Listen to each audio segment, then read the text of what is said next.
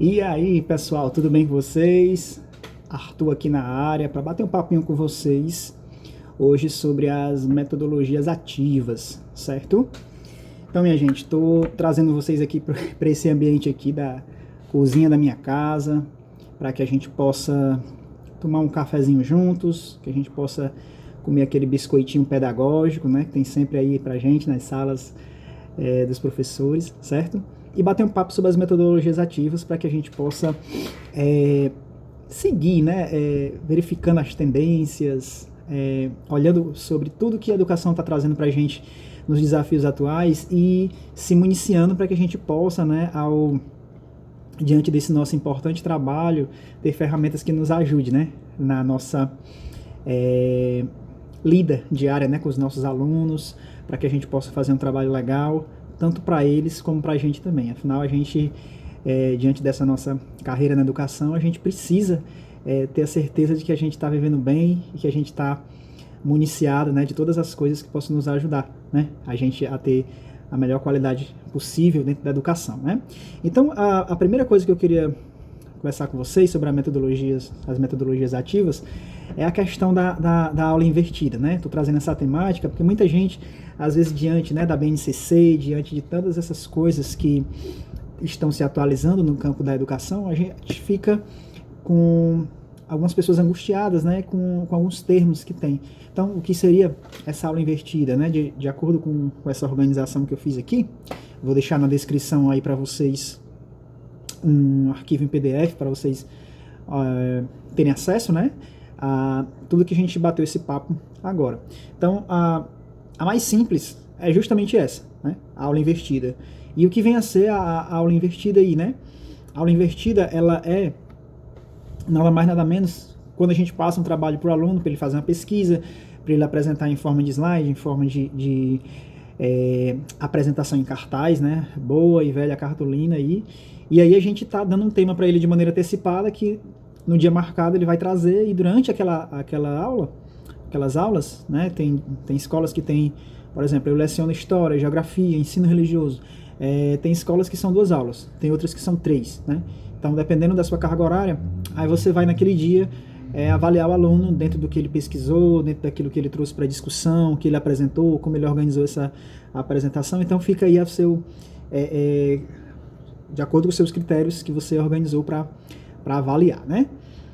Então seria isso, né? Basicamente, se você tiver alguma dúvida, tiver alguma dificuldade em assimilar esse conceito, você pode colocar aí nos comentários que a gente vai, né, se for necessidade, a gente grava aí qualquer coisa, outra, para acrescentar mais informações, mas a metodologia ativa mais simples é justamente essa, né, da aula invertida, certo? Um segundo ponto que eu separei aqui pra gente foi aprendizagem baseada em projetos, né? É bem legal, desde que a escola dê autonomia para que o professor, para que a maneira de avaliar o aluno possa ser um pouco mais extensa, né? Porque a aprendizagem baseada em projetos, ela pressupõe um tempo para que você possa trabalhar justamente durante um tempo. Esse projeto ele vai nascer, você vai explicar para os alunos, vai ter a metodologia que você vai escolher usar, você pode fazer durante um mês, durante o semestre ou até durante o ano, se for algo mais ousado, né? E essa avaliação ela vai ser lá no final, porque você vai avaliando durante o processo por etapas, né? E aí não dá para você fazer isso em uma aula, em uma semana, né? É algo mais extenso. Então, por exemplo, vou dar um exemplo aqui do meu dia a dia. Eu trabalho geografia. Então, teve uma vez que eu fiz com os meus alunos, eu fiz para eles assim, um desafio. Elaborar um plano de defesa para a cidade de Fortaleza, baseado nas condições climáticas das indústrias chinesas, por exemplo. Então, eu comecei trazendo o ambiente de Pequim, existe aí a paisagem, né, alterada pela fumaça das indústrias, né, de Pequim, e aí essa corrente de ar atmosférico poluído está correndo risco de chegar até Fortaleza, já que aqui eu falo de Fortaleza, né, é uma cidade litorânea, e pode chegar, como a gente está vendo, por exemplo, no Canadá agora, devido à poluição, né, as queimadas que estão acontecendo no Canadá, chegou até Nova York, né, e ficou aquele cenário lá apocalíptico, né, como se fosse até parecendo que estávamos até em Marte, né, uma paisagem alaranjeada, né, da fumaça, né. Então eu fiz um certificado, entreguei os alunos, né, que o líder, né, ia receber o certificado, ia certificar os alunos do grupo para motivar eles, e eles iam ter que elaborar um plano de defesa para a cidade de Fortaleza, no caso. Então, para isso aí eu precisei de no mínimo uma semana, né? Uma aula eu expliquei, na outra ficou deles trazerem um projeto de como seria essa defesa, e a gente debateu baseado no projeto de defesa que eles fizeram, certo? Então seria a aprendizagem baseada em projetos, muito simples, a forma que eu tô, para não ficar tão extenso, né, tô resumindo aqui para vocês bastante, certo? Então tem essas possibilidades de trabalhar algo mais extenso ou algo mais simples, né? Fica de acordo com a sua intenção para esse projeto e sobre o que você vai falar nesse projeto, certo? Dúvidas, sugestões, né, o que vocês possam ter a considerar, você pode deixar nos comentários que eu irei ler, né, e também serve de aprendizado para a gente aqui também, tá bom? Outra, de certa forma similar, mas que também ela tem essa categoria que eu coloquei aqui, foi aprendizagem baseada em problemas, né? De acordo com as habilidades, né, para o aluno, né, as habilidades para o século XXI, uma das coisas que se fala é essa capacidade de resolução de problemas do mundo atual, certo? Então, você teria que trazer no seu planejamento de aula um problema, né, pressupondo um problema para que o aluno pudesse resolver, né? Então, também, da mesma forma, você tem essa possibilidade de fazer em uma semana, em um mês, em 3 meses, em 6 meses, depende do tipo de problema que você vai levar. E aí, tem pessoas que eu já pesquisei que fazem jogos, né, e distribuem durante 3 meses, durante 6 meses. Acaba virando também um projeto que o aluno ele tem etapas que ele vai resolvendo durante essas aulas, né, ao falar nesse projeto, beleza?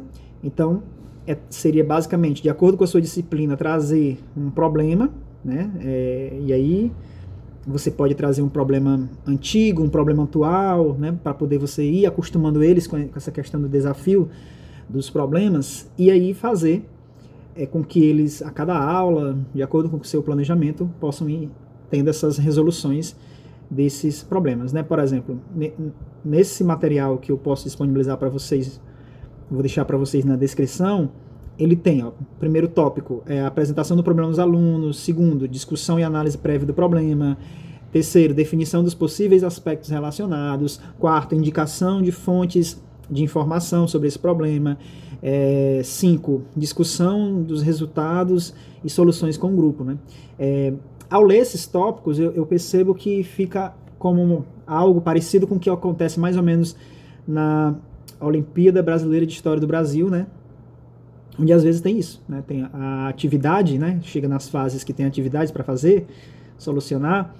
Os alunos eles recebem, né, um problema, um desafio para resolver nos trios, né? Que você se inscreve na UNHB, no caso de História, em trios, né? Então, bem legal também, né? A próxima que também tem a ver com essa anterior, que é a problematização, né? Então, é meio que isso, né? É porque, assim, tudo se trata... eu já estive lendo um pouco sobre isso, um pouco mais, e essa questão da capacidade do aluno de interpretar, de resolver problemas, né, do mundo atual, do mundo real, né, e tudo, os cenários reais do dia a dia dele, né, aquela questão da educação fazer sentido para as discussões, os problemas do seu dia a dia. Então, dessa forma, fazer aulas de acordo com o seu tema, evidentemente, mas trazendo problemáticas a serem solucionadas pelos alunos na aula, ou você dá uma semana para eles, você faz um projeto mais extenso, está muito à tona, né? Então essa próxima aqui seria a problematização, e o que eu falei nos 2 tópicos anteriores, né, nas 2 metodologias ativas anteriores, serve também para essa questão da problematização, tá? Eu vou ler aqui só os tópicos, que eu estou com o material aqui abaixo, né, para mostrar a vocês aí, tá?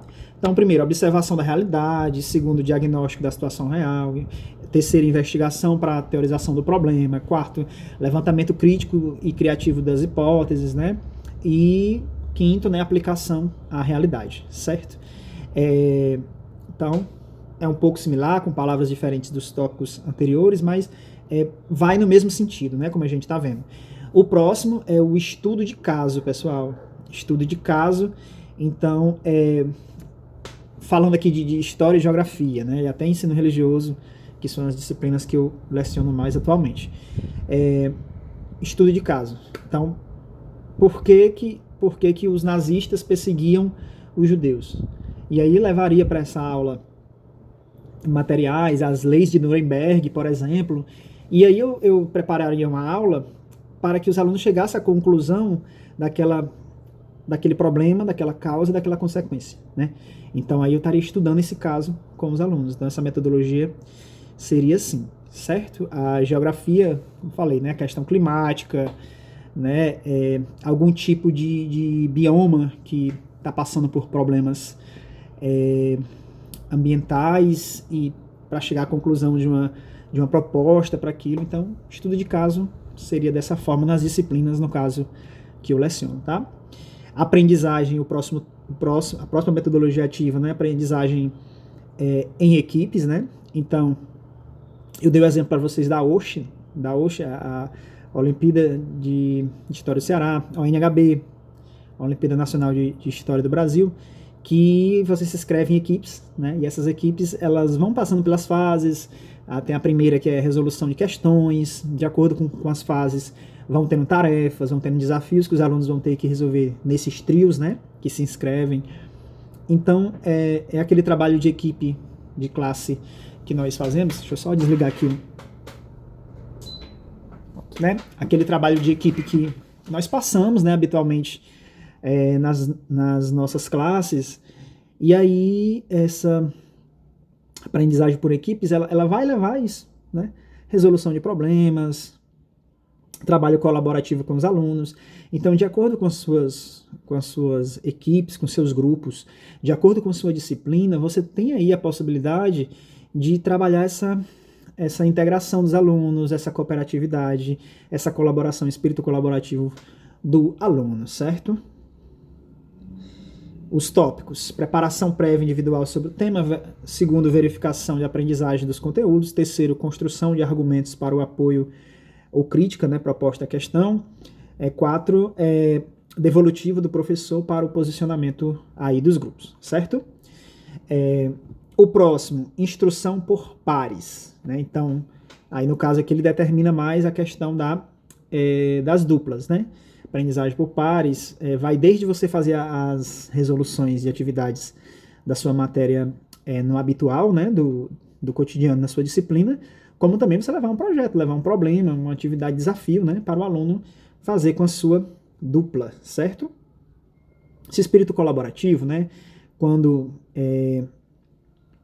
eu tive lendo aqui esse artigo, né, que eu estou tentando resumir para vocês, para não ficar tão extenso, né? Só que abrir um debate, abrir um diálogo com vocês, mas o que eu sinto é que eles querem essa questão de você saber trabalhar em grupo, em equipe, né? E aí ele vai construindo isso na sala de aula, de duplas, de trios, né? E os grupos maiores que a gente já está acostumado a fazer, pelo menos eu que sou da área de humanas, né? Isso é uma realidade bem forte, né, pra gente. Muitas vezes a gente usa isso como metodologia, certo? O próximo é jogos e gamificação, né? Então, aqui nos jogos e gamificação, por exemplo, de acordo com as disciplinas que eu falei para vocês,